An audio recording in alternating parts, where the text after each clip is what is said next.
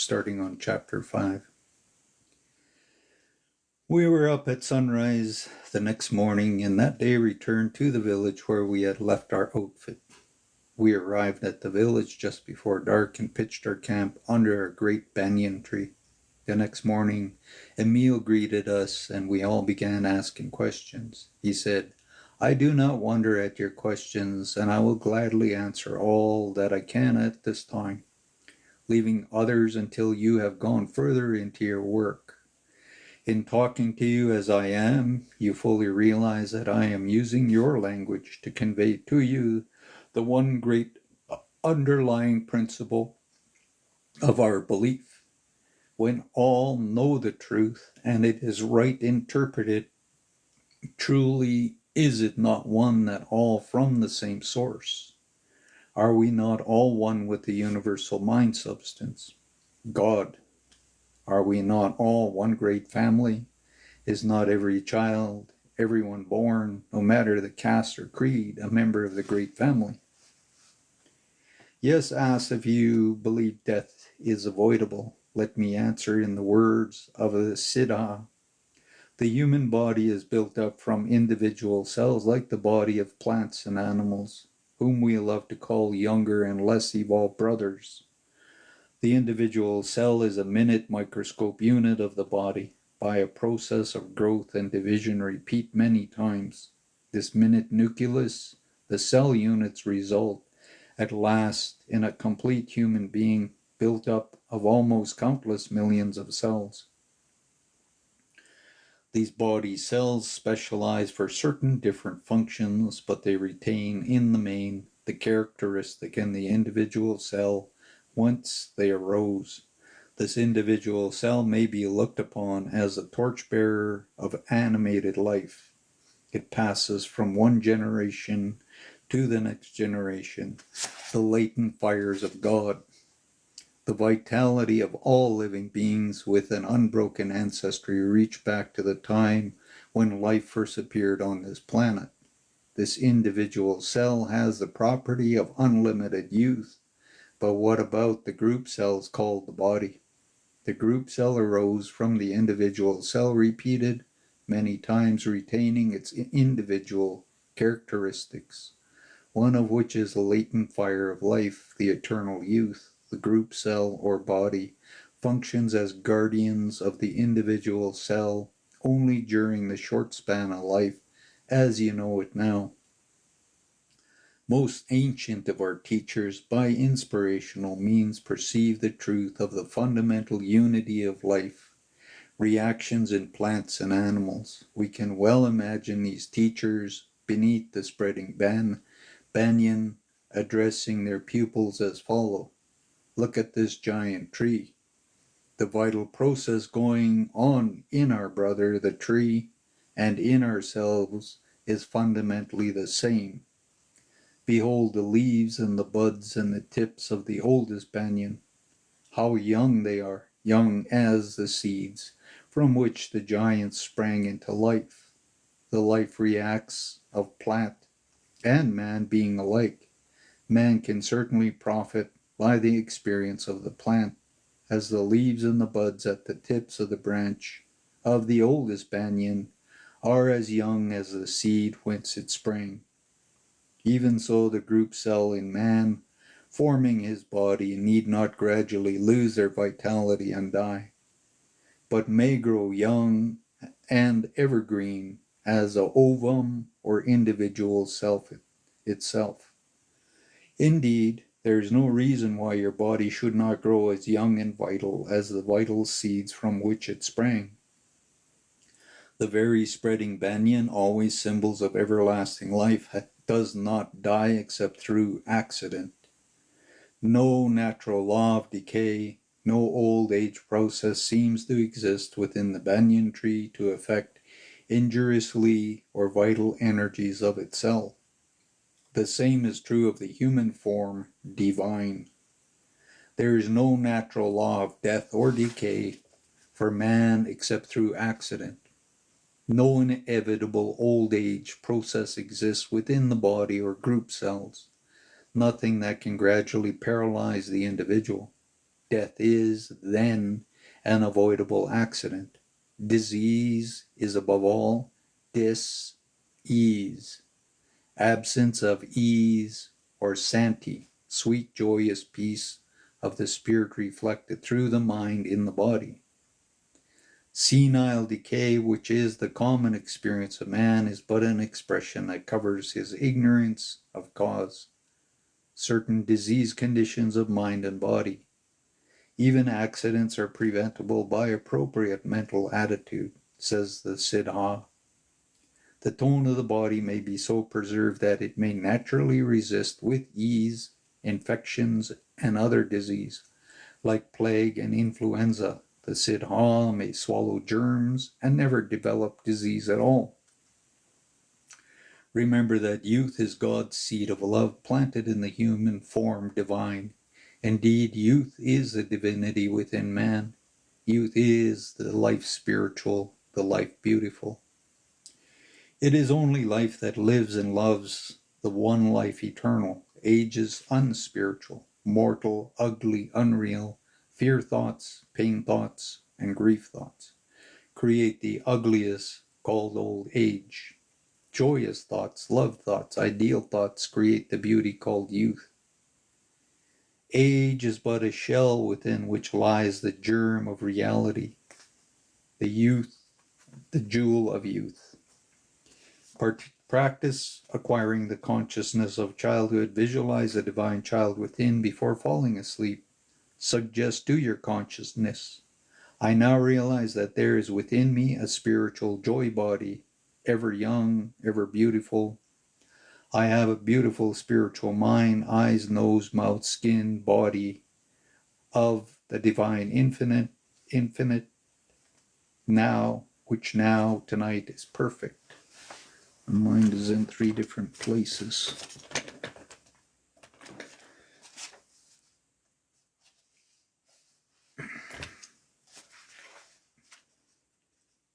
Repeat, okay. I have a beautiful spiritual mind, eyes, nose, mouth, skin, body of divine infinite, which now, tonight is perfect. Repeat this affirmation, meditate upon it quietly while falling asleep. Upon rising in the morning, suggest to yourself aloud, well, dear, addressing yourself by name, there is a divine alchemist within.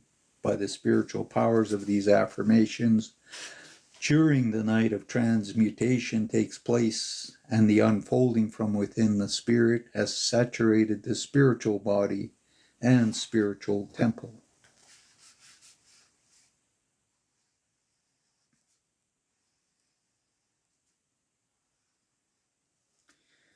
The inner alchemist has caused dead and worn out cells to fall, and the gold of new skin to appear with perpetual health and loveliness.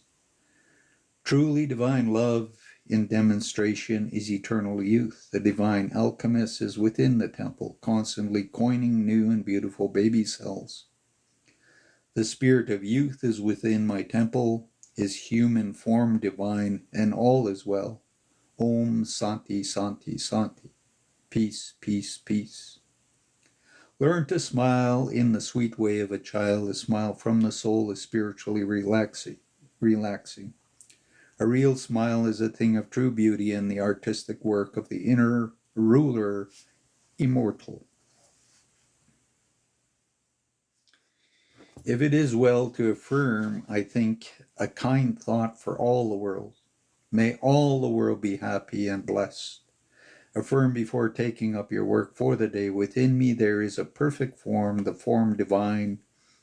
I am now all that I desire to be. I visualize daily new beautiful beings until I breathe it into expression.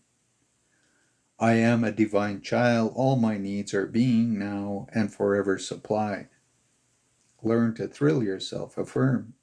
Infinite love, fill my mind and thrill my body with the perfect life, making everything bright and beautiful. Making everything bright and beautiful about you. Cultivate the spirit of humor, enjoy the sunshine.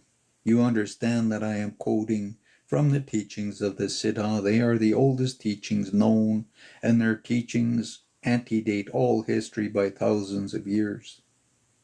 They went about teaching the people and showing them the better way of life even before man knew the simplest art of civilization. It is from their teachings that the system of rulers sprang, but these rulers soon wandered away from the realization that it was God's expression through them. Thinking it was themselves, the personal, who were doing the work, they lost sight of the spiritual and brought forth the personal or material, forgetting that all comes from one source, God. These rulers' personal concepts gave rise to the great separation in belief and the wide diversity of thought. This is our concept of the Tower of Babel. The Siddhas have preserved throughout the ages the true inspirational method of God's expressing through mankind and through all his creation, realizing that God is all and that is God's manifesting through all. They have never deviated from this teaching. Thus, they have preserved the great fundamental truths. Chapter 6. As we had considerable work to do before crossing the Himalayas, we decided upon this village as the most important place for our headquarters. The man we had left in the village to observe Emil joined us here and reported that he had conversed with Emil until nearly 4 hours of the day he was to keep his appointment with us. Then Emil said he was about to keep his appointment. His body immediately became inactive and reposed upon the couch as though asleep. It was in this position until 7 o'clock in the evening, when it gradually became more indistinct, and disappeared. It was at this time in the evening that Emil came to us in the lodge at the little village. The season was not far enough advanced for us to attempt the mountain passes. You will note that I say for us. By this I mean the members of our little party, for by this time we had begun to look upon ourselves as mere impediments. We realized that our 3 great friends, you will note that I call them all great, for indeed they were, could have negotiated the distance that we covered in far less time than it took us, but they were uncomplaining. We had made a number of short trips from our headquarters, with either Jost or Nipru accompanying us in every instance. They had shown their sterling qualities and worth. On one of these trips, Emil, Jost, and Nipru accompanied us to a village where the temple called the Silent Temple, the temple not made by hands, is located. This village contains the temple and the houses of the attendants and is located on the former site of a village that had been nearly destroyed by the ravages of wild animals and pestilence. We were told the masters visited this spot and found a new inhabitant left of about 3,000 population. They ministered to them, and the ravage of wild animals and pestilence ceased. The few villagers vowed that, if they were spared, they would from that time on devote their lives to God, serving him in any way he chose. The master left. When they returned later, they found the temple erected and attendants in charge. The temple is very beautiful, situated in an elevation overlooking a wide expanse of country. It is about 6,000 years old, is made of white marble, and has never needed repairs, as a piece chipped off replaces itself, as was proved by members of our party. Emil said, "This is called the Temple of Silence, a place of power. Silence is power, for when you reach a place of silence in your mind, we have reached that place of power, a place where all is one, the one power, God. Be still and know that I am God. Diffused power is noise. Concentrated power is silence. When through concentration, drawing to the center, we have brought all of our force into one point of force. We have contacted God in silence. We are one with Him, and hence one with all power. This is the inheritance of man. I and the Father are one. There is but one way to be one with the power of God. It is consciously to contact God. This cannot be done in the without, for God manifests from within. The Lord is in His holy temple. Let all the earth keep silent before Him.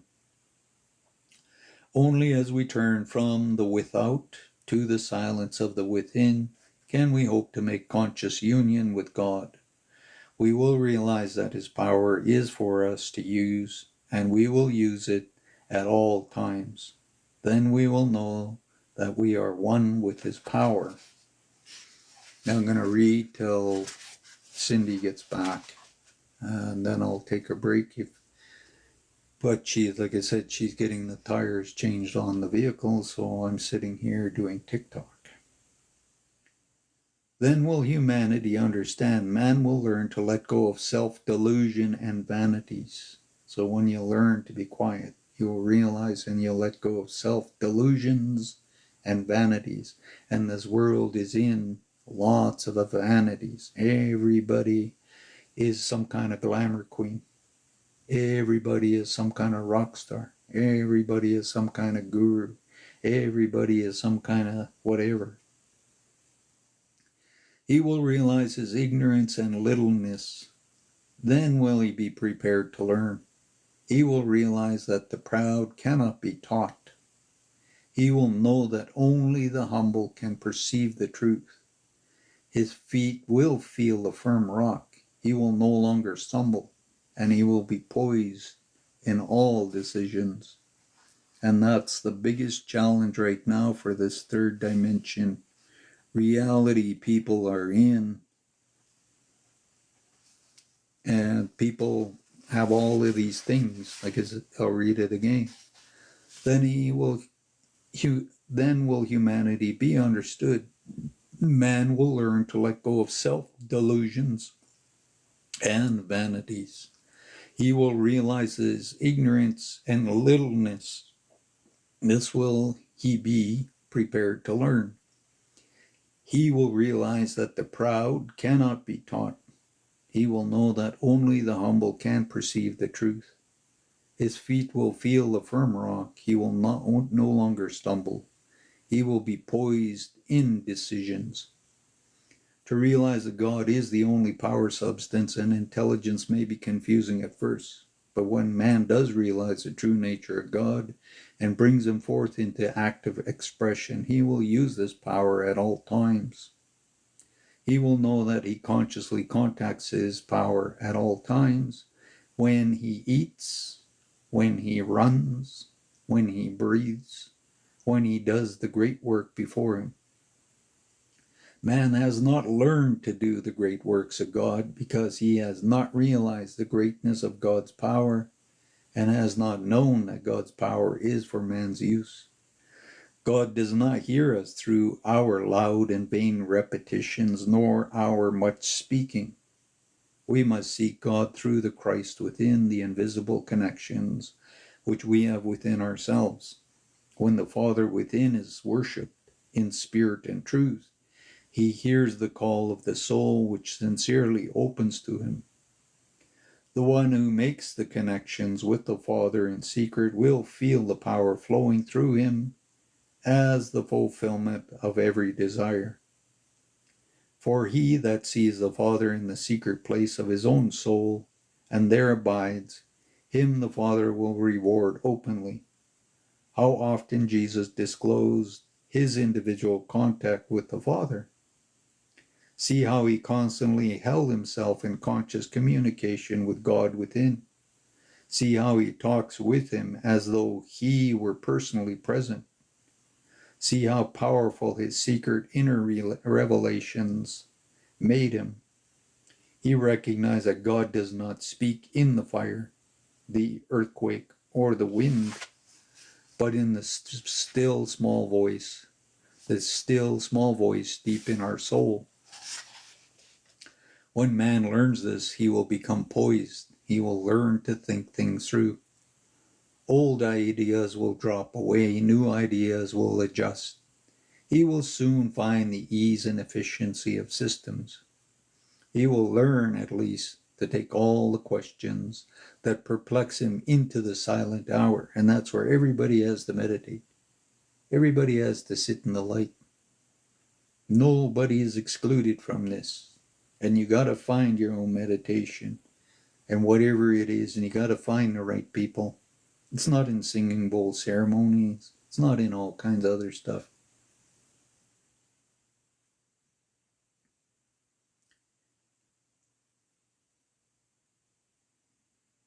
And take the questions that perplex him into the silent hour.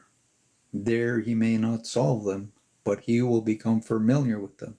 And all of us have problems. Then he will not need to go hurrying and battling through the day to feel that his purpose has been defeated. If man would come to know the greater stranger himself, let him enter his closet and shut the door. There he will find his most dangerous enemy, and there will he learn to master him. He will find his true self. There he will find his truest friend, his wisest teacher, his safest advisor, himself. There will he find the altar upon God is the undying fire, the source of all goodness, all strength, all power, himself. He will know that God in the deepest part of silence, he will find that within himself abides the Holy of Holies. This is where it says, do not violate the Holy of Holies. He will feel and know that his every desire is in God's mind and is therefore God's desire.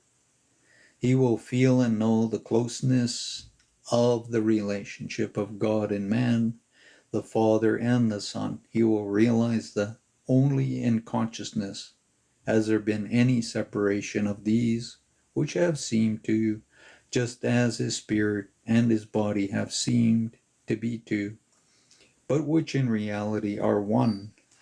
God fills both heaven and earth. It is his great revelation that came to Jacob in the silence. He had slept on the stone of materiality. In the great burst of divine illumination, he saw the outer is but the oppressing or expression of the image held within. So impressed was he by this that he called out, surely the Lord or law is in this place, the earth or body, and I knew it not. This is not other, but the house of God, and this is the gate to heaven. Man will realize, as Jacob did, and the real gate to heaven is through his own consciousness. That's where I say, you need the knowledge. You need to know what the truth is.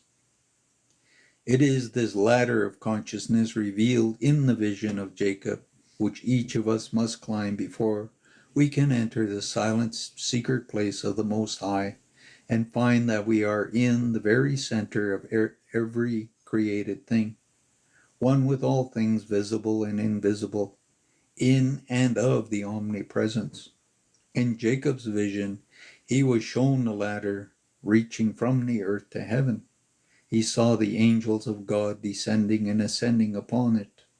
God's idea descending from spirit to form and ascending again.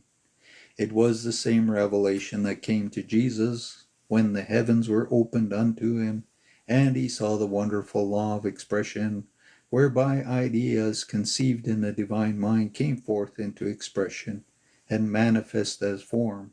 So perfectly was this law of expression revealed to the masters that at once he saw all form may be transformed or changed in form through the change of consciousness in regard to it. His first temptation was to change the form of stone to that of bread to satisfy personal hunger.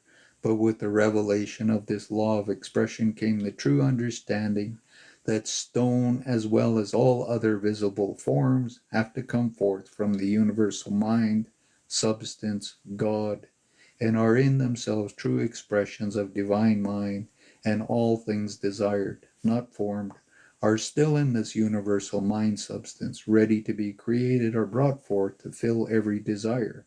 Thus the need for bread but shows that the substance with which to create bread or any other needed thing is at hand without limitation, and bread can be created from this substance just as well as stones can be created therefrom.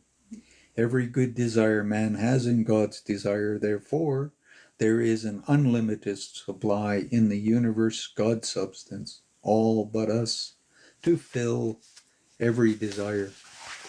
So Jesus made lots and lots of fish and bread for people to eat, and he kept pulling it out because he used the substance. Yeah, when you know the real truth behind things, it makes things a lot easier. Like I say, when you find what is really there. Because after 2,300 years, when this person spoke 2,300 years ago, people understood him. And here we are 2,300 years later, given all these distortions and things, and there are people who know what the truth is. And the Holy of Holies is something that is very sacred, and on this earth nobody cares. They'll tear you wide open, they'll rip you apart and dig around, and the universe says do not do that.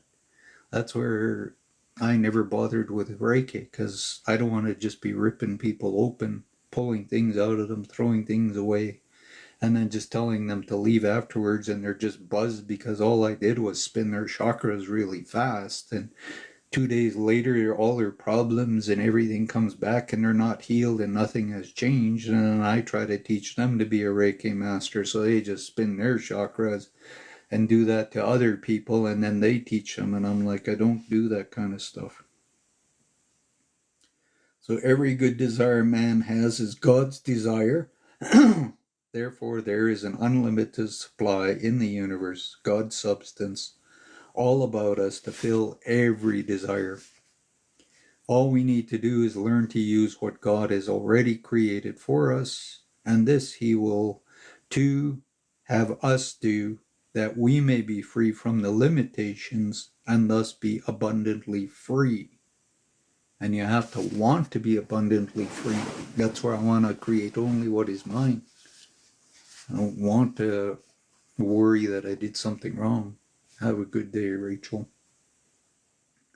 Where you're saying that to Cindy, I'm not sure.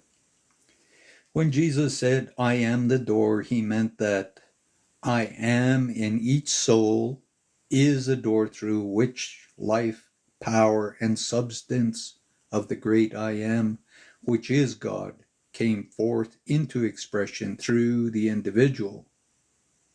So he's trying to make you realize if he's got it inside him, everybody's got it inside him.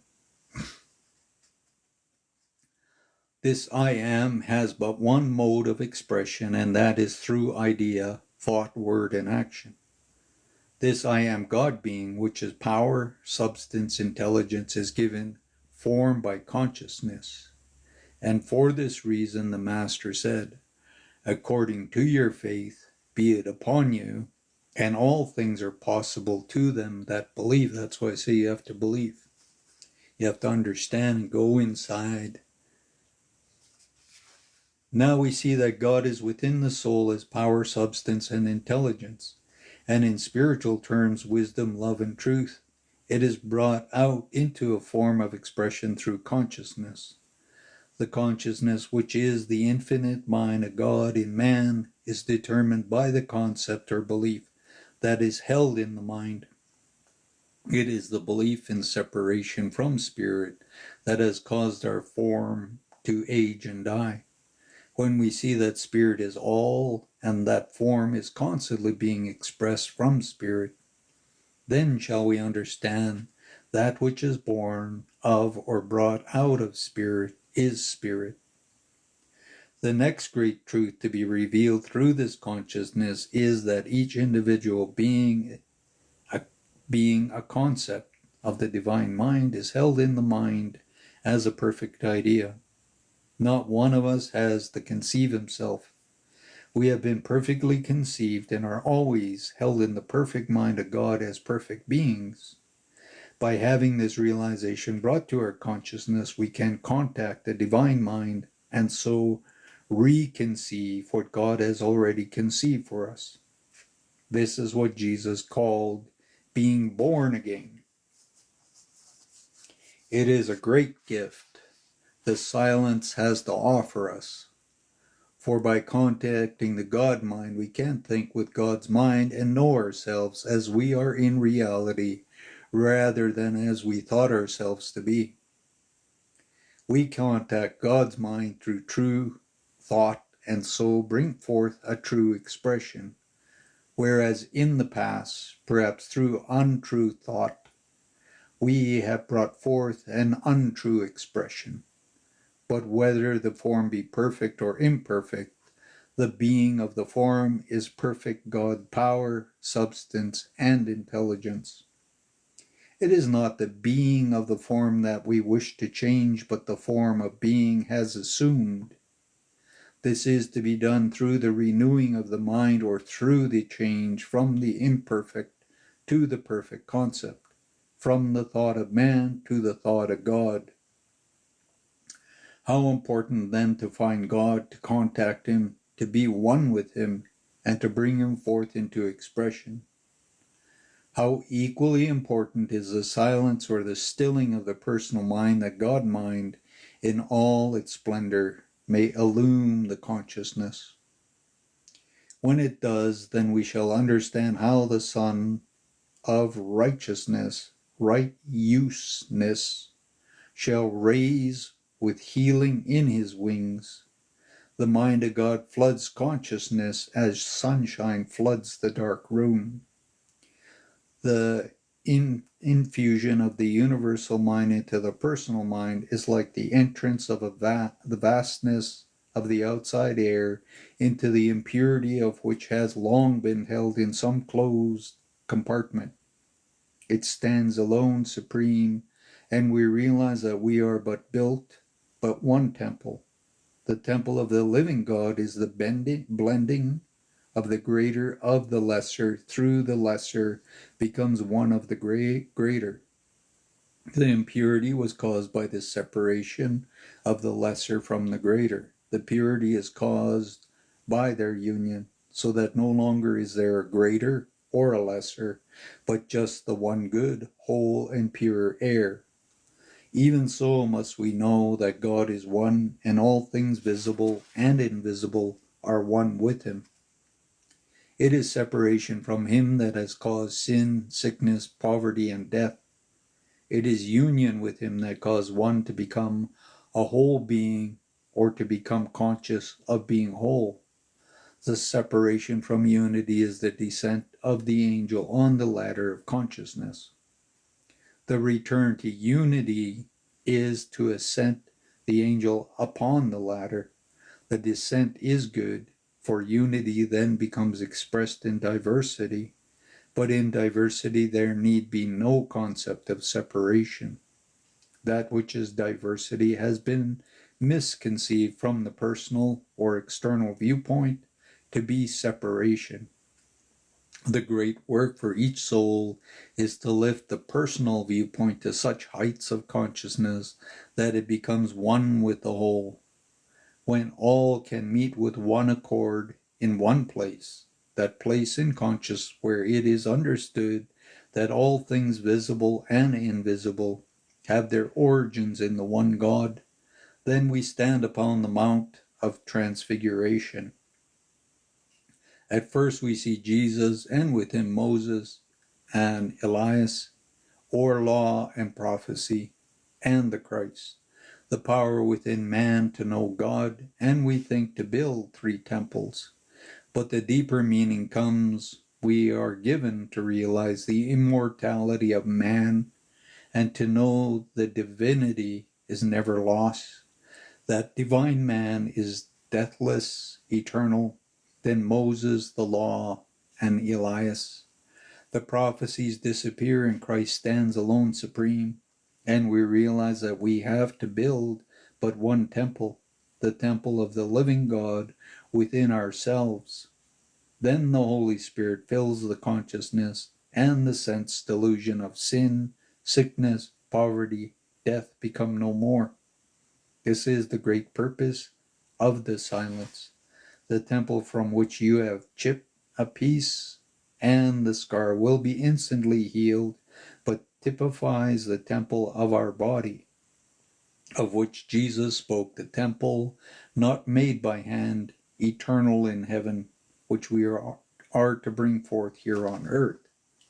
And that's that energy that's inside us. And it's in all of our chakras in the front and back. It's in all our energy. And people just like digging around and doing all kinds of stupid things. And then they wonder why their lives are miserable and why bad things happen to them. And a lot of people believe they're powerful and like doing this to other human beings. And like I say, it's a distortion. It's a misuse. It's a wrong use of energy. Chapter 7. We returned from the trip and found a number of strangers gathered at the village. They were gathering from the country about, I'm going to do the puzzle or else they'll decide to disconnect us. Oh, they're happy. They're going to let me carry on. They're trying to train me to be a monkey, so they do these little puzzles and things. They want to be sure I'm a good little obedient monkey. We returned from the trip and found a number of strangers gathered at the village. They were gathering from the country, about the number of the masters were congregating for pilgrimage to the village, about 225 miles distance. We wondered at this, for we had been in the direction and found that the trail traversed what we call the sandy desert. It was in reality a high plateau covered in sand hills, that the wind that shifted back and forth, and where but little vegetation grew. Beyond this desert, the trail held over a small range of mountains, which is the spur of the Himalayas. The evening we were invited to accompany the expedition, were told we would not need to take the more cumbersome parts of our outfit. As we would return before crossing the main Himalayas, the expedition was to start the following Monday. Of course, Jast and Nipro had everything in readiness, and early Monday morning we swung into line with about 300 others. The greater portion of these had infirmities from which they were seeking healing. All went well until the following Saturday, when there arose the most severe thunderstorm we had ever experienced. There was a perfect downpour for 3 days and nights, a forerunner of the summer, as they called it. We were camped in a very convenient place, and did not suffer from the storm. Our greatest anxiety was about the provisions, for we were certain that this prolonged delay would cause serious inconvenience to all concerned. As there was but enough brought along for the trip, no counting delays. This delay seemed doubly serious to us, for as we saw it, there was no place to replenish our supplies unless we returned to our starting point, possibly 125 miles distance, the greater portion of which lay over the sandy desert already referred to. Thursday morning the sun rose clear and beautiful, but instead of pushing on we had expected, we were told that we would wait where we were until the trail had dried and the rivers had receded, so we could proceed more comfortably. We were all fearful lest our provisions should be exhausted, and one of our party voiced this fear. Emile, who had charge of the whole outfit, came to us and said, "You need not fear. Does not God take care of all of his creation, both great and small, and are we not his creatures? You will see that here I have a few kernels of corn or corn seed. I will plant them. By this act I have definitely said that I want corn. I have formed corn in my mind. I have fulfilled the law, and in due season it will come forth. It is necessary for us to wait the long, arduous process that nature, in her slow growth and unfoldment, will take in order to grow corn. If so, we would be obliged to wait long, hard time to obtain it. Why not use the higher and more perfect law given us by the Father to produce it? All that is required is to become quiet, visualize or idealize corn, and we have corn cured, ready for use. If you doubt it, you can gather it, grind it into meal, then make it into bread. There before us was corn grown and cured so that we did gather it and grind it and afterwards made it into bread. Then Emile went on to say, this you have seen and believed, but why not use a more perfect law and bring forth more perfect things, or exactly what you want, bread? You will see by using your more perfect, or as you would say, more subtle law, I am able to bring forth exactly what I need, bread. And as we stood there, spellbound, a large loaf of bread was in his hand, nor did the supply stop until there were 40 loaves upon the table before us, placed there apparently by Emile himself. He remarked, you see, there is sufficient for all. If not sufficient, more can be supplied until there is enough and to spare. We all ate the bread and pronounced it good. Emile continued, when Jesus at Galilee asked Philip, whence shall we buy bread? He did this to try him. From within himself he knew full well there was no necessity to buy the bread needed to feed the assembly multitudes, nor to secure it through the material market then in existence. He saw the opportunity to prove to his disciples that the power of bread leavened or increased by the Spirit. How often man in the mortal concept thinks as did Philip.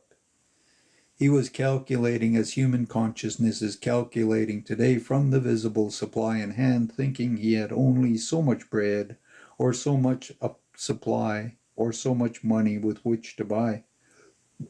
Jesus recognized that the one Christ consciousness knows no limitation. He then, in Christ consciousness, looked to God as the source and creator of all, and gave thanks for the power and substance right at his hand to fill every want.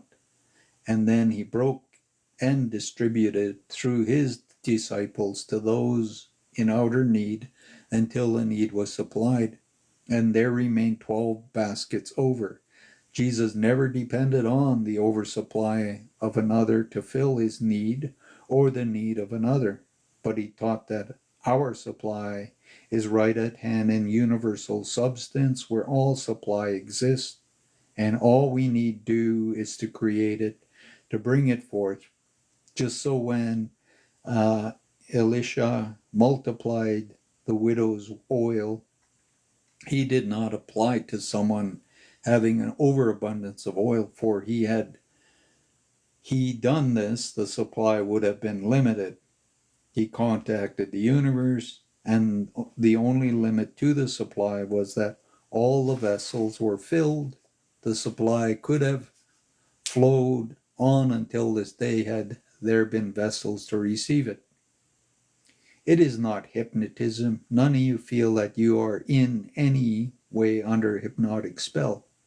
Let me say the only hypnosis is the self-hypnotism of believing that each and every one cannot do the perfect work of God and create the desired conditions or things. For it is not the need itself to desire to create. Instead of unfolding and creating as God's will, use of to create, you fold up in your little shells and say, I can't. And you hypnotize yourself into actually believing that you are separate entities apart from God. You simply fall short of your perfect creation or expression.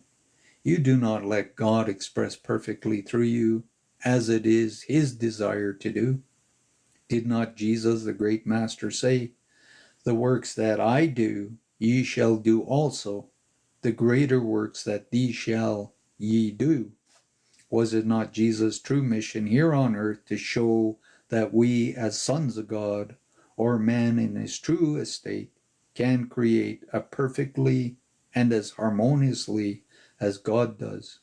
When Jesus commanded the blind man to bathe his eyes in the pool in Siloam, was not this intended to open his eyes of all?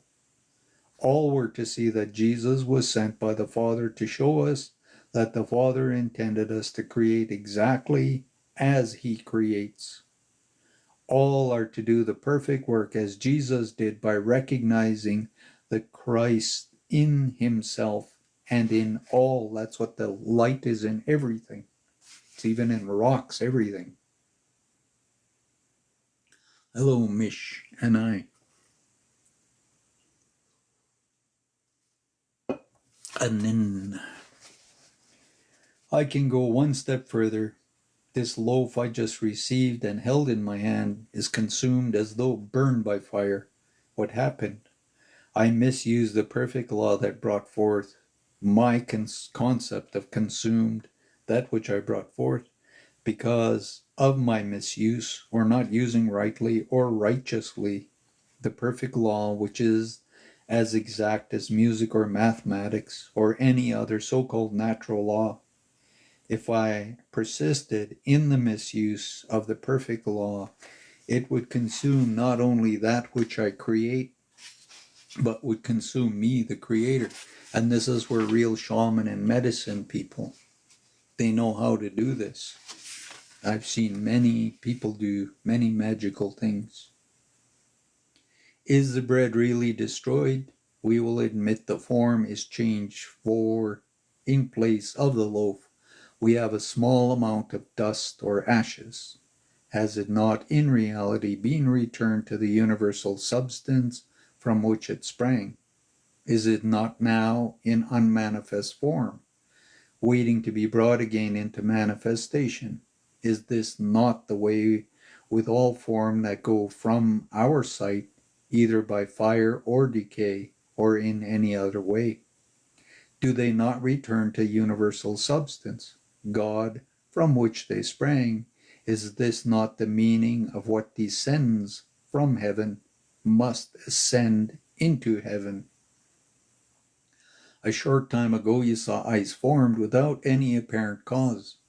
As you perhaps think of it, let me say that that is the same as creating the bread. I can use the law to obtain ice as well as bread, just as long as I use either as a benefit to mankind, or as long as I am working in living accord with the law, or expressing as God wishes all to express. It is good for all to make bread, or ice, or any and all things desired, and all must press on to the stage at which they can do these things.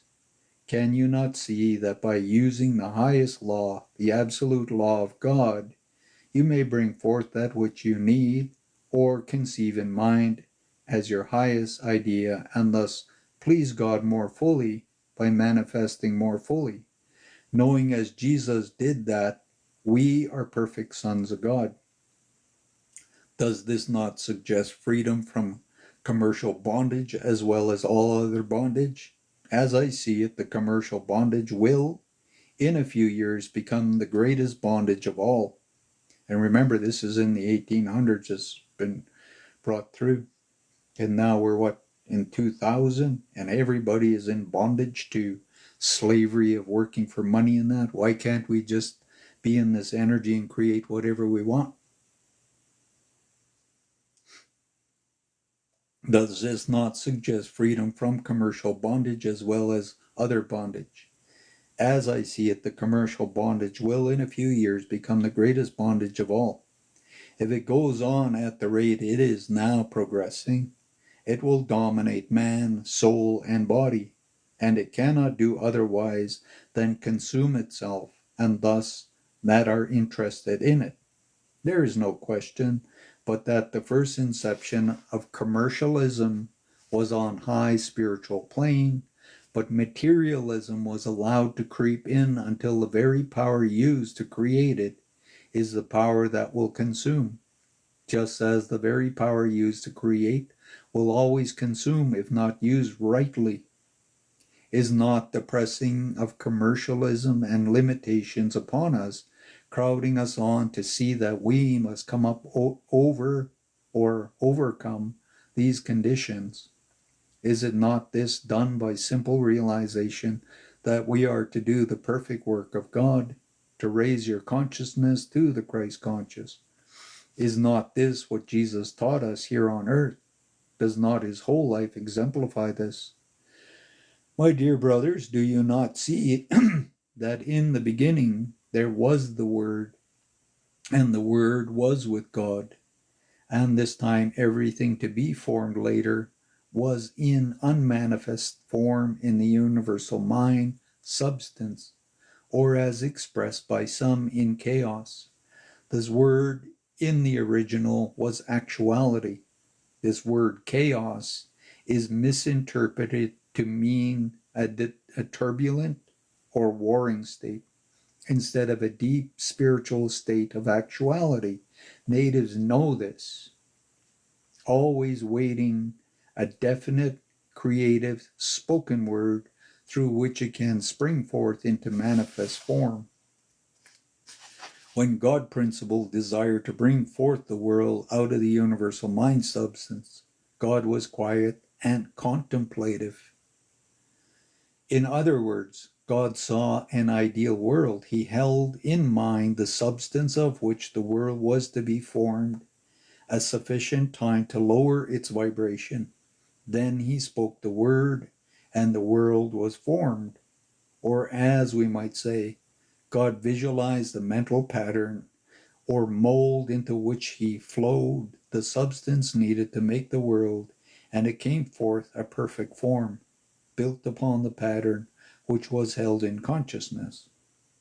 As these things might have been taught of by God, infinite power, he might have wished during the indefinite time that they were formed and made visible. Had not the definite spoken word be put forth into the formless ether, nothing would have been created or brought forth into visible form. In order to establish invisible results, the thought and desire of even an infinite, omnipotent creator, and bring orderly form out of actuality, it took the definite, positive, let there be, so must we take the definite step. God is holding the ideal, perfect world in mind in every detail, and it is bound to come forth as a heaven or a perfect home where all his children, all his creatures, and all his creation may dwell in peace and in harmony. And that's truth. That's what Age of Aquarius, we're going to transform this earth. We're going to go through the fourth into the fifth dimension, and we're going to live in something really amazing. This is the perfect word that God saw in the beginning and the one he is thinking into existence right now. And the time of the manifestation lies in our acceptance of it. When we can come to one place and know that we are all one man, and know that we are all members of God's body, as much as one member of our body is part of the whole body, then we are in and of God's kingdom, heaven here on earth now. To make this manifest, realize that there is nothing material in heaven. All is spiritual. Realize that heaven is a perfect state of consciousness, a perfect world here on the earth now. And all we need to do is to accept it. It is here, all about us, waiting for us to open the inner eye. Through that eye our body shall be made light, the light which is neither the sun nor the moon, but the Father. And the Father is right here in every innermost part of our being. We must sufficiently realize that there is nothing material, that all is spiritual. Then we must think of that wonderful God-given spiritual world which is right here now, if we can realize it. Do you not see that God creates all in his way? Did not God first become quiet and contemplative and see the light? Then he said, "Let there be light." And it was so. In the same way he said, "Let there be a firmament." And it was so. And likewise with other creations. He held each form or ideal steadfast in the consciousness, then spoke the word, and the ideal was brought forth. Just so with man, God said, "Let us make man in our image, after our likeness, and give him dominion over all." God, all good, created all things good, man the greatest and last, with full dominion over all. Then man saw only good, and all good was until man separated himself from God and saw duality or two. Then he, by his thoughts, created two, one good and the other the opposite. For if there were two, they would be opposite, good and evil. Thus evil came through man's perfect power to express or bring forth that which he gazed upon.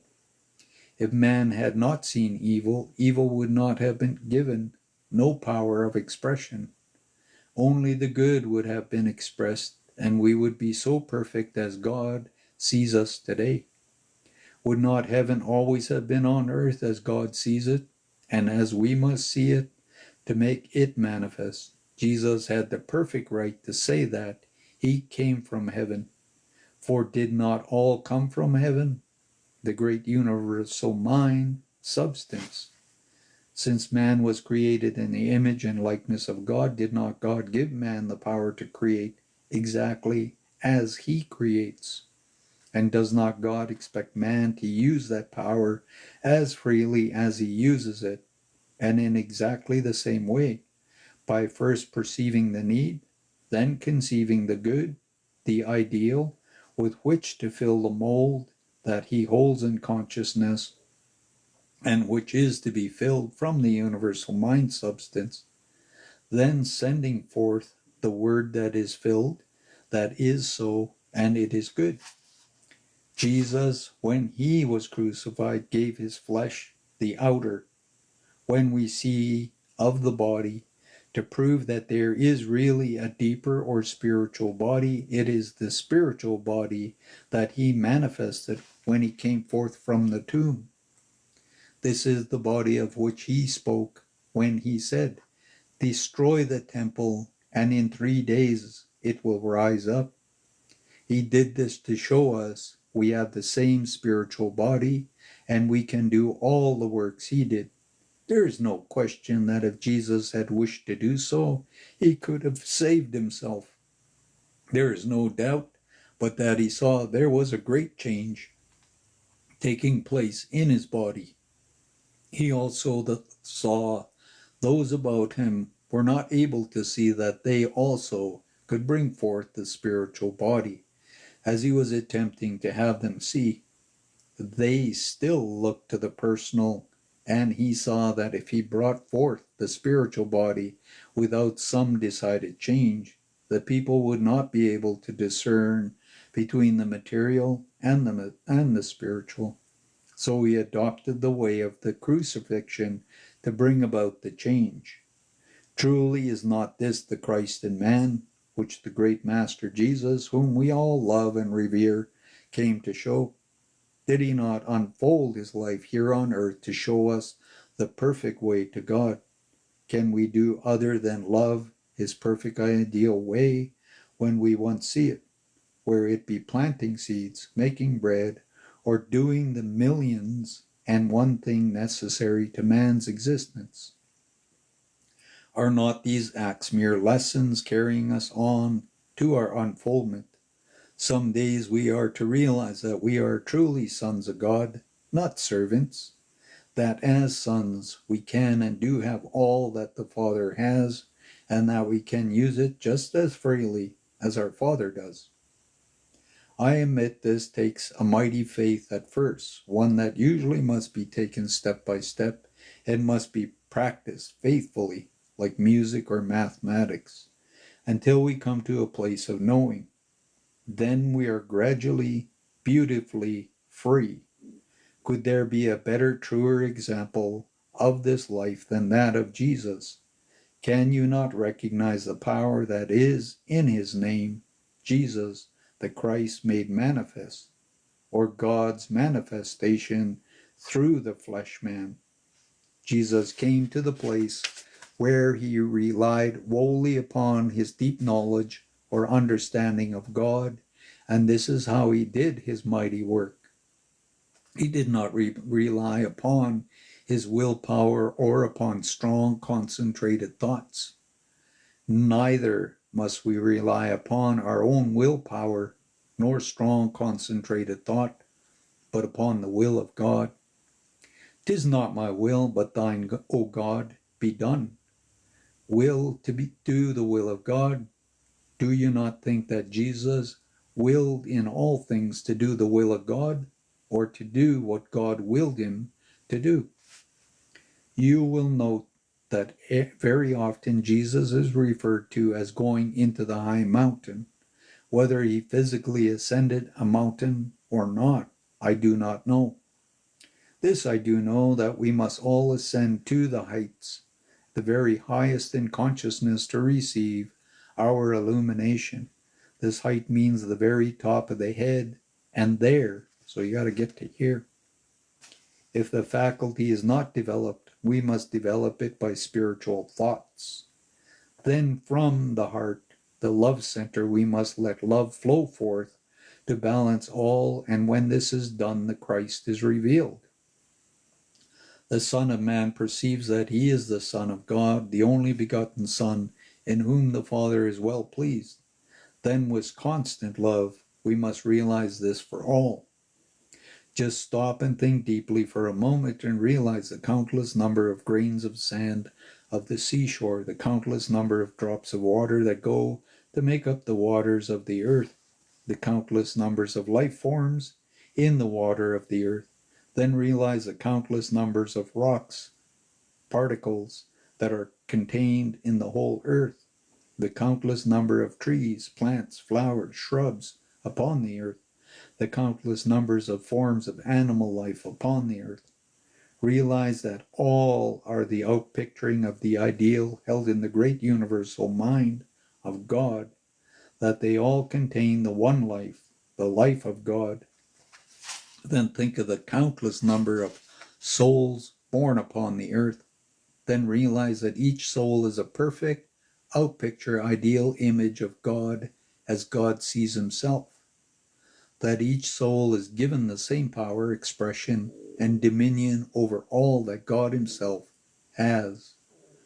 Do you not think that God's wills or wishes man to unfold these godlike or God-given qualities and to do the work that God does through the inheritance given by man, by the Father, the one great universal mind in all, through all, and above all?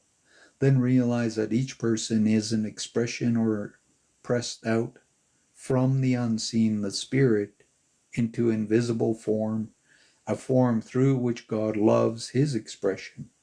When we can realize and accept this, we can truly say, as Jesus did, "Behold, a Christ is here." It is in this way that he attained his mastery over the world or flesh self. He recognized, claimed, and accepted his divinity, then lived the life just as we must do. And that's the real truth, not what they tell you in the churches. Not all in this new agey stuff, all kinds of silliness. Chapter 8. After a delay of 8 days, we broke camp on Monday morning and proceeded on our way. That afternoon of the third day out, we came to the bank of a large river. The stream was about 2,000 feet wide, running bank full, and the current was at least 10 miles per hour. We were told that this stream in ordinary times could be crossed at this place without any inconvenience. We decided to camp until morning to observe and rise the fall of the water. We were informed that we would be able to cross by a bridge further up the stream, but to reach this bridge would necessitate a detour of at least 4 days hard travel. We felt that if the river was receding, it would be better to wait a few days rather than undertake the long detour. It had been demonstrated to us that we need not take any thought as to our provisions, for from that day already referred to, when our provisions were exhausted, the whole company, consisting of over 300 persons, had been supplied with an abundance of provisions from the invisible, as we called it. This supply was maintained for 64 days until we returned to the village from which we started. Thus far, none of us had any idea of the true significance or meaning of the things we were experiencing. Neither were we able to see that these things were performed by definite law, a law that all can use. When we were assembled for breakfast next morning, we found 5 strangers in camp. They were introduced, and it was mentioned that they were from a party that was camped on the other side of the stream and were returning from the village of our destination.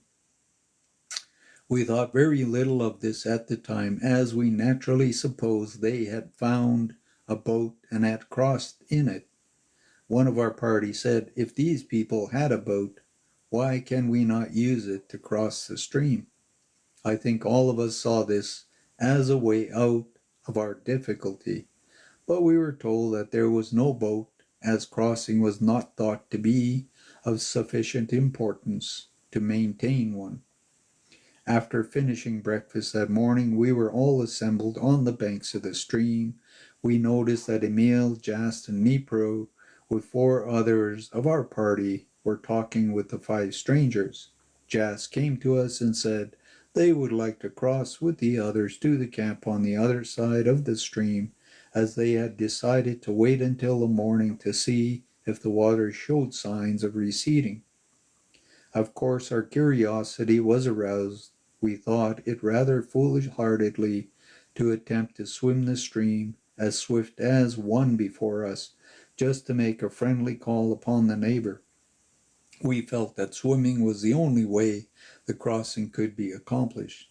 When Jas rejoiced the group, the 12, fully dressed, walked to the banks of the stream, and with the utmost composure stepped on the water, not into it. I never shall forget my feeling as I saw each of these 12 men step from solid ground upon the running water. I held my breath, expecting, of course, to see them plunge beneath and disappear. I found afterwards that that was the thought of all our party. At the time, I think each of us held his breath until they were all past midstream. So astonished were we to see those 12 men walking calmly across the surface of the stream without the least inconvenience and not sinking below the sole of their sandal. When they stepped from the water to the farther banks, I felt the tons of weight had been lifted off my shoulders, and I believe this was the feeling of every one of our party. Judging from the size and relief as the last man stepped ashore, it certainly was an experience that words fail to describe. The 7 belonging to our party returned for lunch. While the excitement was not so intense at the second crossing, every one of us breathed more freely when the 7 were safe ashore again. Not one of our party had left the bank of the stream that afternoon. There was very little discussion regarding what we had witnessed, so engrossed were we within our own thoughts. It was decided that afternoon that we would be obliged to make the detour to the bridge in order to cross the stream. We were up early the next morning, ready to proceed on the long detour. Before we started, 52 of the company walked calmly down the stream and across, the same as 12 had done the day before. We were told we would be able to cross with them, but none of us had the faith to make the attempt. Jas and Nipru insisted upon accompanying us. We attempted to dissuade them, saying that we could follow along with the others, thus saving them the inconvenience. They were unyielding and stayed with us, saying that it was obviously no inconvenience to them. The subject of conversation and thought during the 4 days it took us to join those that had crossed was a remarkable thing we had seen accomplished during the short time we had been with those wonderful people. The second day the company was toiling up the steep sides of the mountain with hot sun pouring down upon us, when our chief, who had said but little during the last 2 days, suddenly remarked, "Boys, why is it that man is obliged to crawl and grovel over the earth?" We answered in course that he had voiced our thoughts exactly. He went on to say, "How is it, if you are able to do the things we have seen accomplished, that all men cannot accomplish the same things? How is it that man is content to crawl, and not only content to crawl, but is obliged to do so? If man was given dominion over all things, he was certainly given power to fly above the birds. If this is but dominion, why has he not asserted his dominion long ago? The fault must certainly be in man's own mind. This must all have come about by man's own mortal concept of himself. He has only been able in his own mind to see himself crawling. Thus he has only been able to crawl." Then Jas took up the thought and said, "You are perfectly right. It is all in man's consciousness. He is limited or unlimited, bound or free, just as he thinks. Do you think that man you saw walk across the stream yesterday to save themselves the inconvenience of this trip are in any way special creations any more than you are? No, they are not created in any way different from you. They do not have one atom more power than you were created with. They have, by the right use of their thought force, developed their God-given powers. The things you have seen accomplished while you have been with us, you yourself can accomplish just as fully and freely. The things you have seen are accomplished in accordance with definite law, and every human being can use the law if he will." The talk ended here, and we went on to join the 52 who had crossed, then proceeded to the village.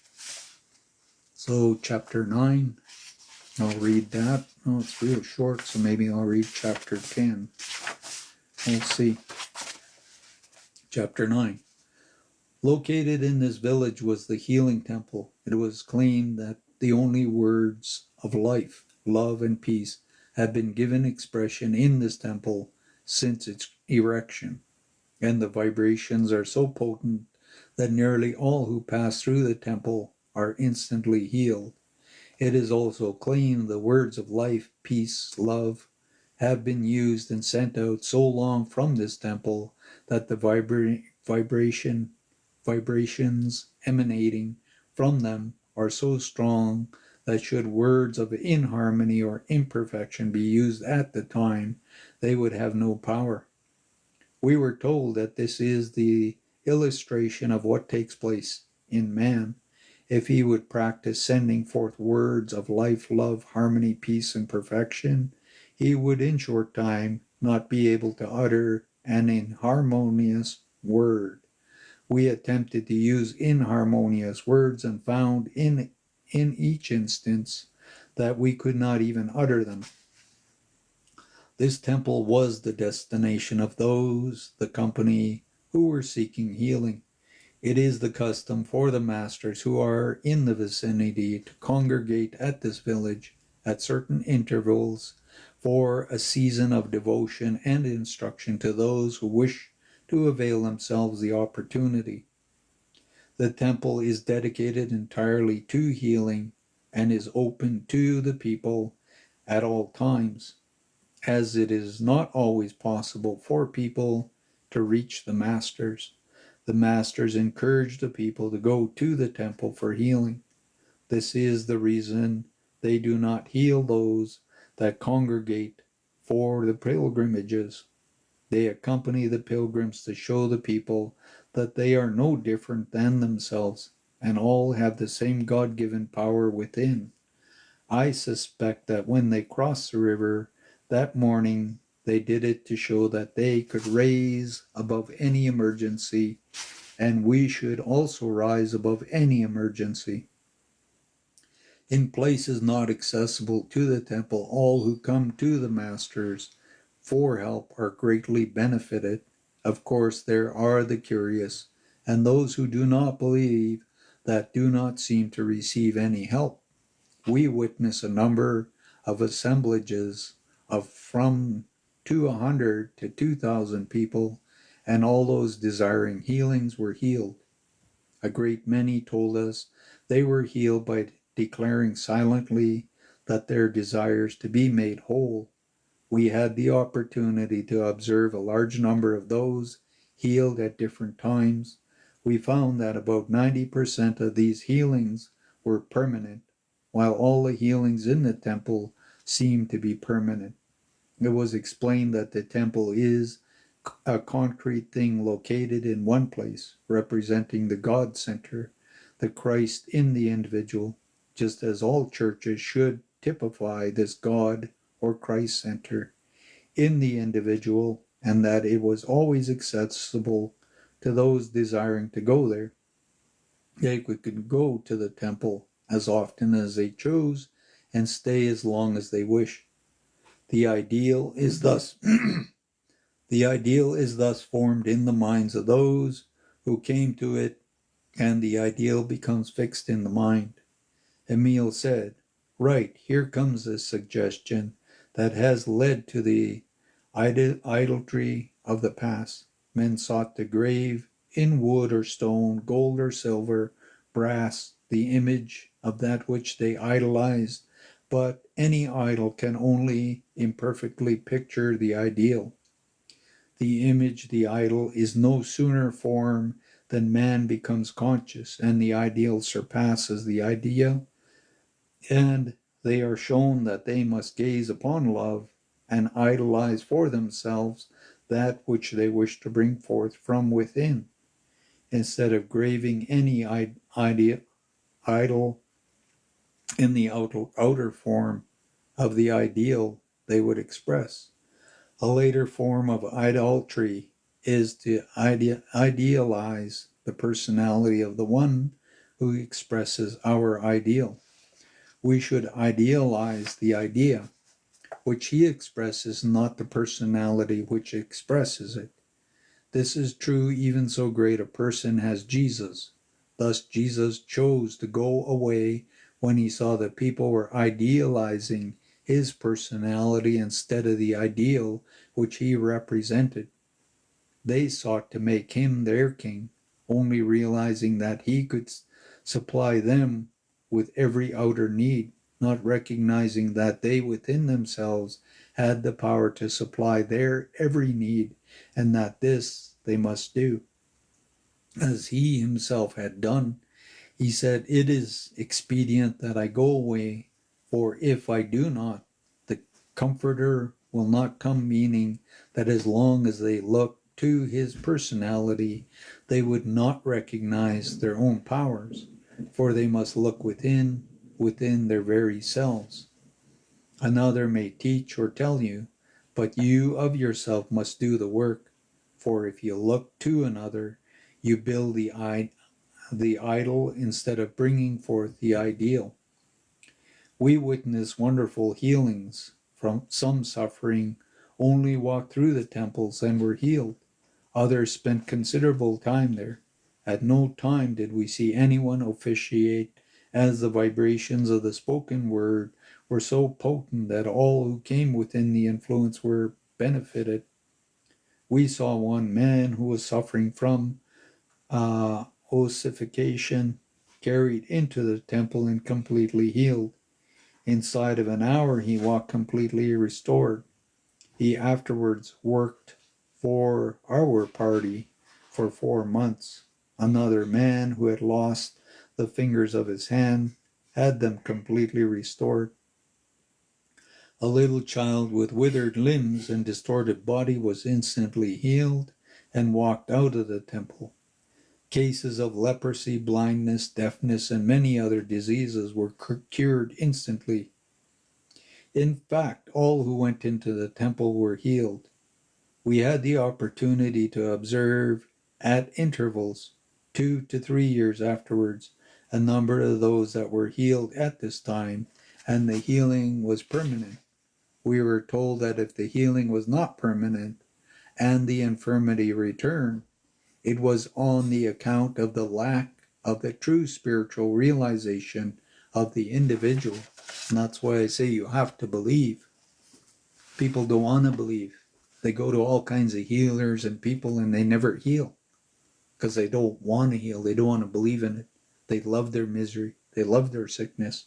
They like their drunkenness. They like their drugs. They like their whatever confusion and lore. They like their gods. They like their worship. They like their practice. But they don't believe in it. Anything.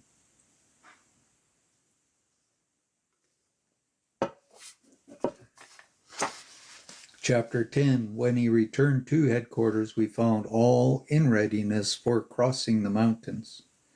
After a day's rest, a change of porters and animals, we started on the second stage of our journey, this time actually to cross the Himalayas. The happening in the next 20 days were of but passing interest. Emil talked to us of the realization of the Christ consciousness. He said, "It is through the power of our minds, our thought action, that we are able to bring forth or realize the Christ consciousness. Through the power or process of thought, we can transmute and evolve our bodies or our outer conditions and surrounding through recognition of this Christ consciousness within outside ourselves, so that we will never experience death nor any change called death. This is done wholly through man's power of visualized, idealized, conceived, and brought forth that which he gazes upon. This is done by first knowing and perceiving or having faith that the Christ is within ourselves, seeing that true meaning of Jesus' teaching, holding our bodies one with God, made in the image of likeness of God, and merging that body into the perfect God body, just as God sees us. We have idealized, conceived, and brought forth the manifestations of the perfect God body. We are born again truly of and in spirit of the kingdom of God. It is in this way that we can return all things to the universal mind substance from which they sprang, and bring them back or return them perfect into the outer form or manifestations. Then by holding them in their pure spiritual perfect state, the vibrations are lowered and the things we wish to create come forth in perfect form. In this way we can take every false belief, every condition, every sin, all of our past lives. It does not matter what has been done, how good or seeming bad. It does not matter what mountain or false belief, or doubt or unbelief, or fear, or anyone else having erected about us or in our path. And we can say to them all, I now return you to the great ocean of universal mind substance, from which all things come forth, and where all perfection, and from which you sprang, there to be again resolved into the elements from which you were created.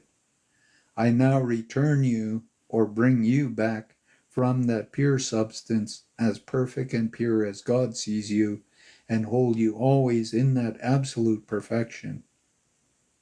We can say to ourselves, I now realize in the old order of things that I brought you forth imperfectly, and you manifest imperfectly. Realizing the truth, I now bring you forth perfect as God sees you. You are reborn perfect, and it is so. We must realize that the inner alchemist, God within, has taken hold of this and has transmuted, refined, and perfected that which seems imperfect, that which we brought forth and are now returning. We shall realize that it is refined, perfected, and transmuted, just as our bodies are refined, perfected, and returned to us by God's body, joyous, perfect, beautiful, free. Finally, we should realize that this is the perfect Christ consciousness in all and for all. This is hid with Christ in God. I'm just going to underline this because this is important and I should have underlined it a long time ago. And this is where you realize all your lifetimes, and it's this Christ consciousness inside you that can transform anything. And it is the light, the absolute truth from God, that's the light.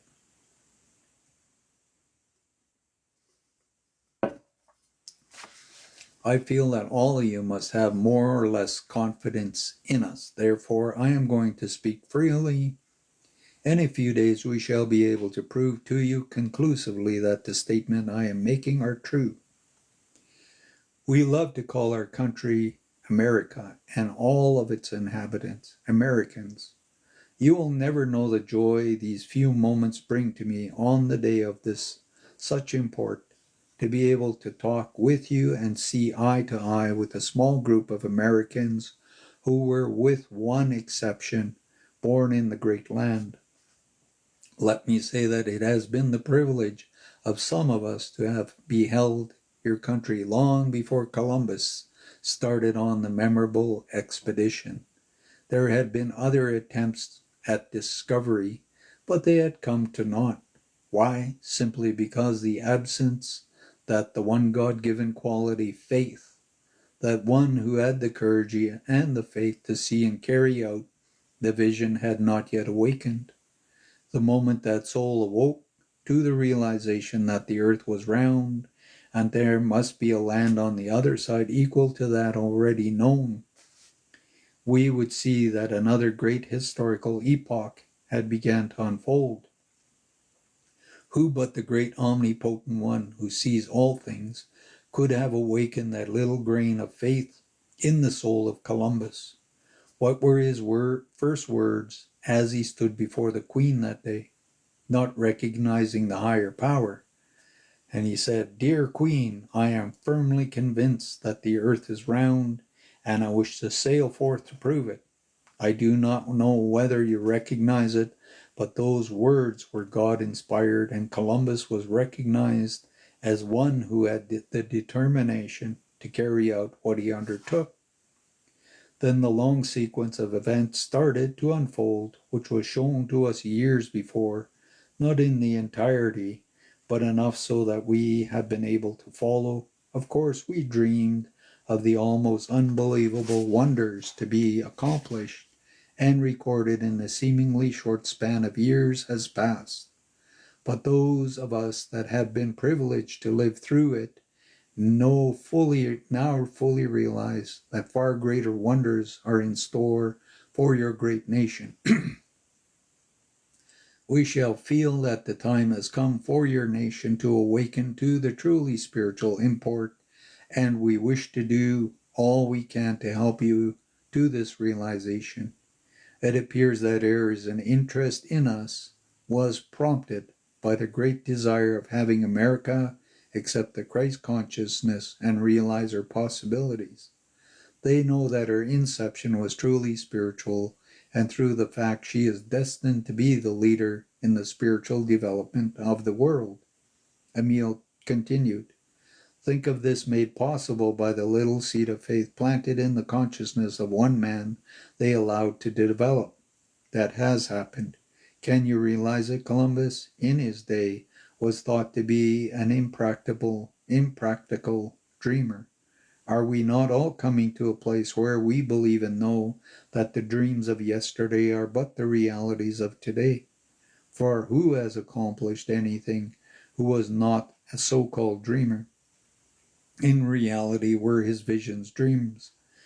Were they not ideals of the great universal mind, God, conceived in the soul of the one who brought them forth as a great truth? Did he not set forth upon the uncharted seas, visioning clearly in his own conscience a land beyond? Whether he saw the promise and prominence to be attained by the land, or even the name of America to be given to it, I do not know. In all probability, that was left for those that follow to work out. The point is, was it not first a dream or a vision? We already see some of the wonders unfold, but can only visualize the wonders yet to follow as a result of the one vision. In this way, we may recount the many visions that have helped to make the world a better place in which to live. Is it not this the way of God's manifest or expresses through all? The one has already brought forth is the one that has the greater faith in God, either consciously or unconsciously. Think of that soul setting upon what was then an uncharted sea, the hardships, the trials, the discouragements, with but one thought uppermost in mind, the goal. Then events led on and always up to the day when that little handful embarked on the Mayflower, seeking freedom to worship God in their own way. Think of it, in their own way. Taken in the light of the Spirit and subsequent happening, does the real truth come? Did they not build greater than they thought? Can you not see the land of the great omnipotent one above it all? Then came the dark days when it seemed as though the first colonies would be snuffed out. But what God has set in his hand, too, must triumph. Still later came the great day of the sign of the Declaration of Independence, and choosing either God or oppressor, who prevailed, who must always prevail, whether you realize it or not. The struggles of that little body of men in those memorable days and the acting of affixing their names to the document is one of the greatest epics since the advent of Jesus into the world. Then came the stroke of the independence bell. Believe it or not, the first stroke of the bell were known to us as truly as if it had been standing beneath, if we had been standing beneath it. That bell magnified and sent out the vibrations that emanated from that little center until some day they will penetrate the deepest and darkest corners of the whole earth and thus enlighten the darkest consciousness. Look to the trials and vicissitudes that led up to the event. Was not the great child born that day? See the great soul that dared to come forth to sponsor the child. Had they lost their heart, see what might have happened. They did not falter or lose heart. What did happen? This greatest nation of all the earth was born. Her trials and tribulations since bespoken what? Are they not closely allied with the unfoldment of the great soul Jesus of Nazareth? Cannot those sign the Declaration of Independence that day be likened unto the wise men from the east who saw the star symbolizing the birth of the babe in the manger, the Christ consciousness in man? Did they not perceive the star just as truly as those of old? Calling to mind the word of the Declaration, can you doubt that every word was God inspired? Stop a moment and think. Is there a parallel in all history? Is there, or was there, ever a document like it from which it could have been copied? Is there any doubt that it came direct from the universal mind substance?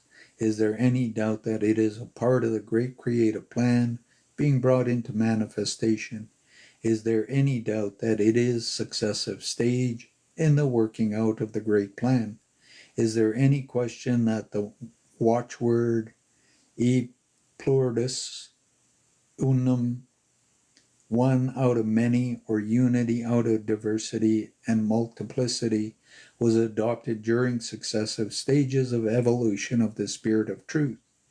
It certainly did not emanate mechanically from man's mortal mind. Then the emblematic phrase, "In God we trust," does that not show most Singune's truth of the trust in God, the creator of all? Then the choice of the eagle, the bird which represents the highest aspirations, as the emblem. It shows that these men were deeply spiritual, or they built better than they knew.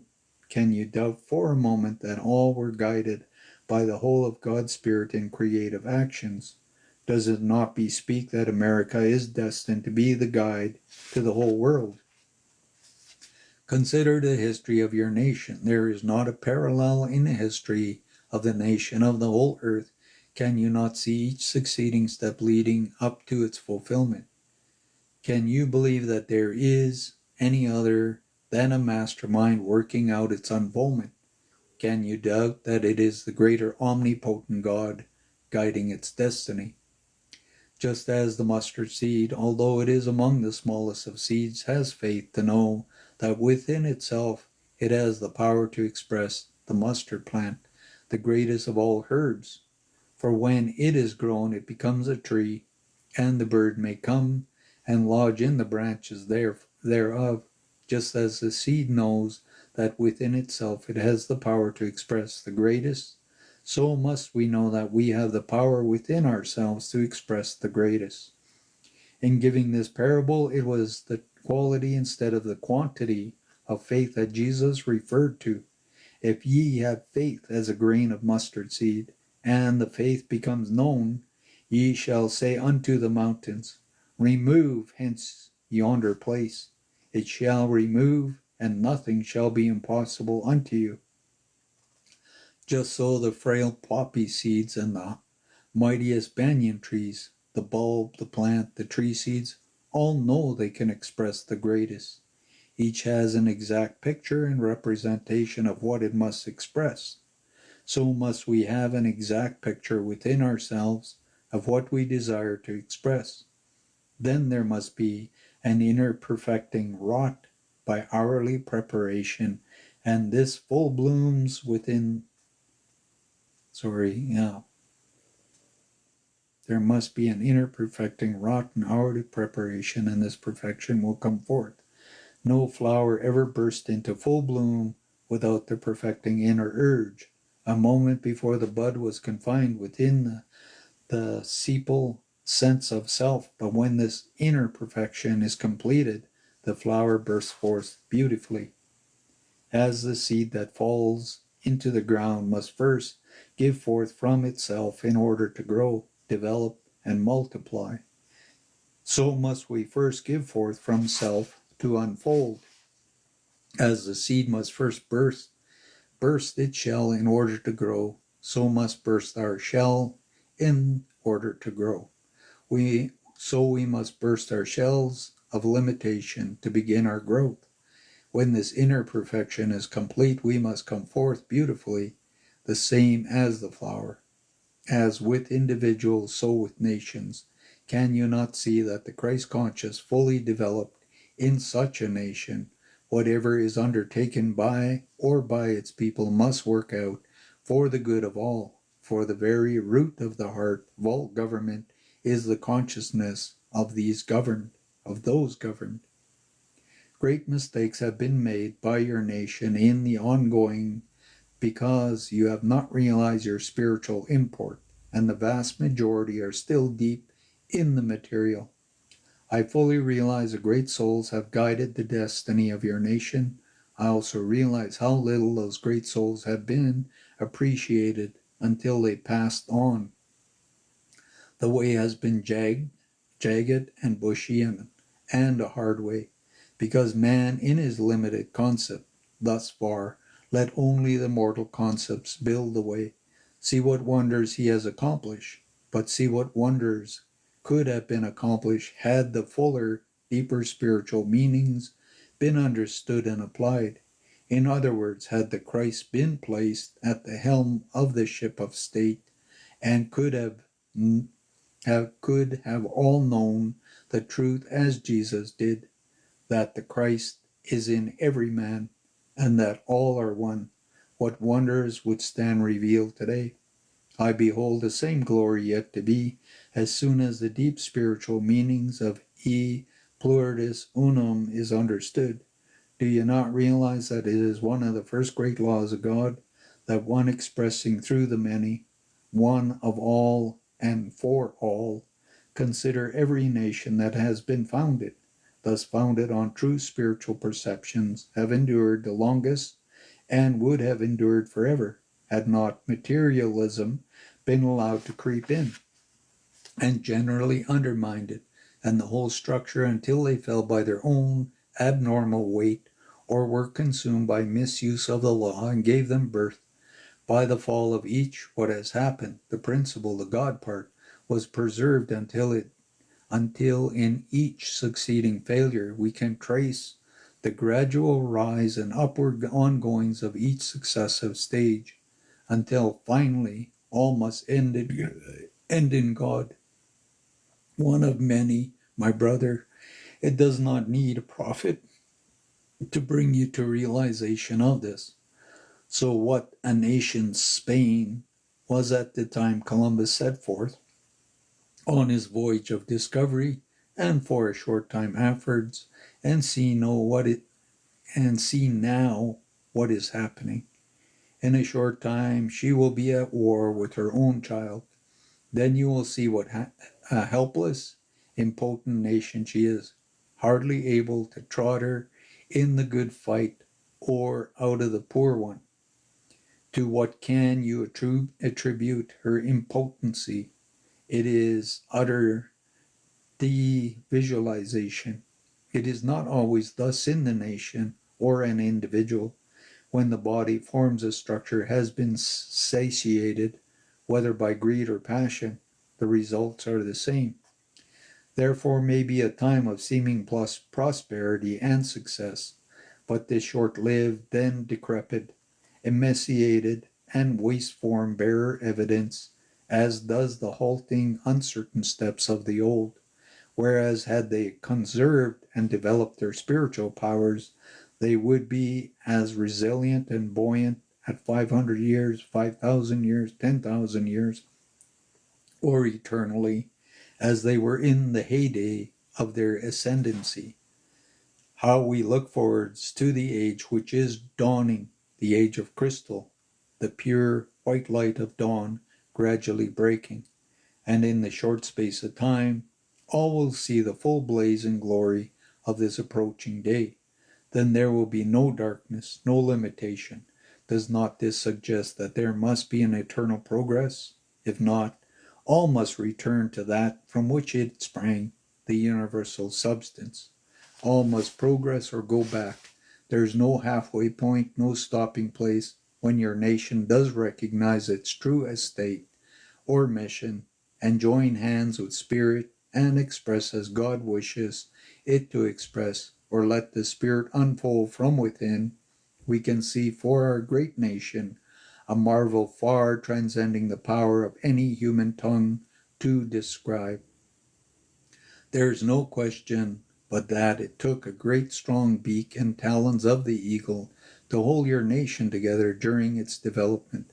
But when the true spiritual light comes, it will be seen that the dove is mightier than the eagle, and the dove will protect the eagle now.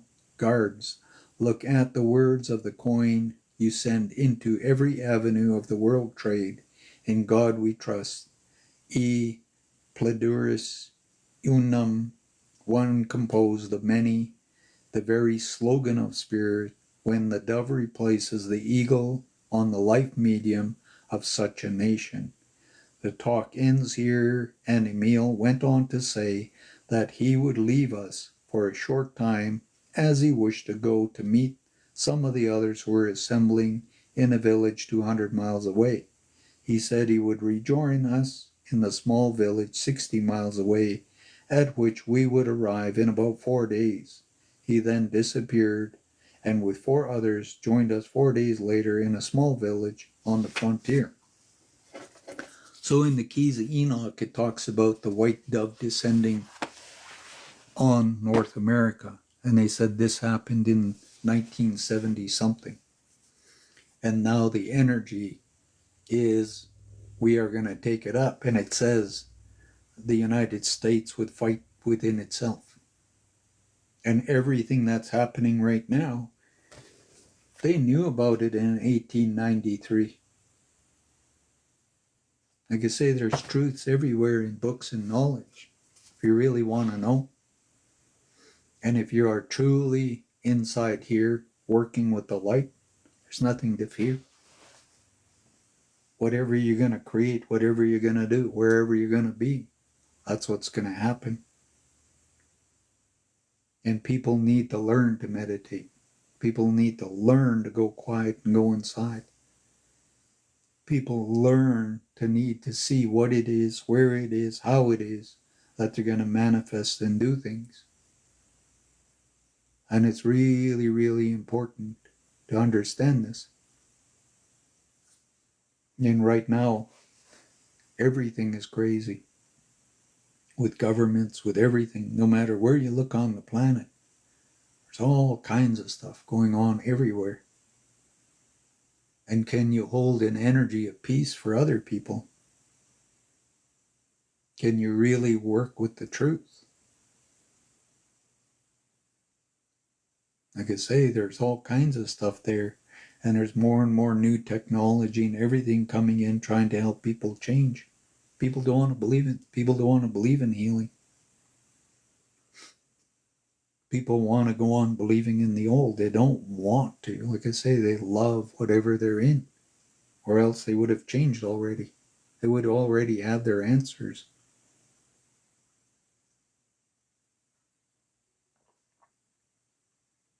And people are so stuck in wanting more and more and more of what? Because the more you have, are you more happy? Has it changed your life, desiring and wanting more constantly? Has it done anything? Well, I got a 5-bedroom house. Geez, I want a 9-bedroom house. Once I manifest and create a 9-bedroom house, I'm not happy. I think I'll have a 20-bedroom house. And just me living in it. And then I want a garage with 25 cars in it. So I can go and look at them. I don't want to drive them. I just want to look at them. I don't want a rust heap of all kinds of rusted old cars that I'm going to spend years and years of my time fixing, painting, and then I'm going to stick them in another garage so I could stare at them. What's going to make people happy?